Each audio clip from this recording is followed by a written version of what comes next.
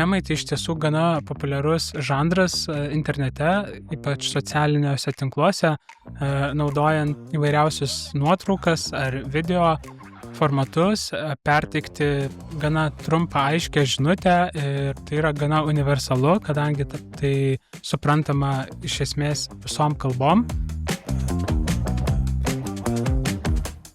Šią pamoką pasidalinsiu, kaip visai nesudėtingai būtų galima padaryti naudojant paveikslėlius ir tą padaryti galite tiek kompiuteryje, tiek telefone.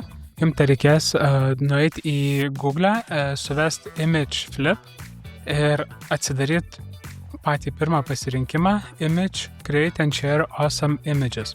Atsidarius rekomenduoju pasirinkti top user templates skiltį, kur yra patys populiariausi memų pavyzdžiai. Mes paspaudžiam all, mes galim pasirinkti bet kurį šabloną, kaip pavyzdžiui šį, ir atsidarę šabloną aš visada pasižiūriu dar šiek tiek pavyzdžių, kaip jie yra naudojami anglų kalba, koks yra teksto kiekis juose, ir toliau pasirenku opciją caption this meme. Ir tada aš matau galimybę su teksto blokais surašyti tekstui. Norint lengviau žinot, kuris blokas naudojamas, tai galima tiesiog paprastai labai parašyti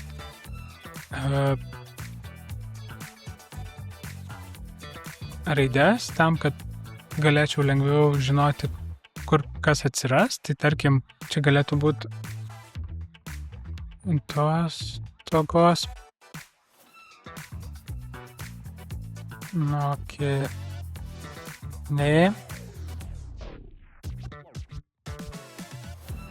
Toliau rašom tokios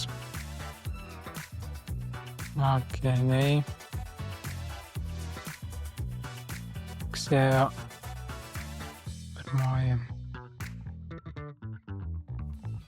Ir viskas, surašęs šios tekstus, aš gaunu memą. Tai investavus keletą minučių, sukuriant tokį ar panašų memą, gaus daug didesnį matomumą ir mokiniam taps daug įsimintiniau ir aiškiau. Ir norint išsisaugot šį paveiksliuką, jo galima būtų dalintis, tai lengviausias būdas tai yra tiesiog paspaust generate meme.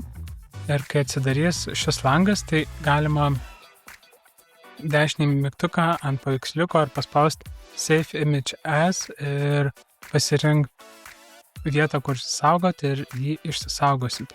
Ir lygiai tą patį galima pasidaryti naudojant ir telefonu, nueiti į tą patį puslapį ir susirasti norimą memą ir ten ir įrašyti tekstus ir išsisaugot.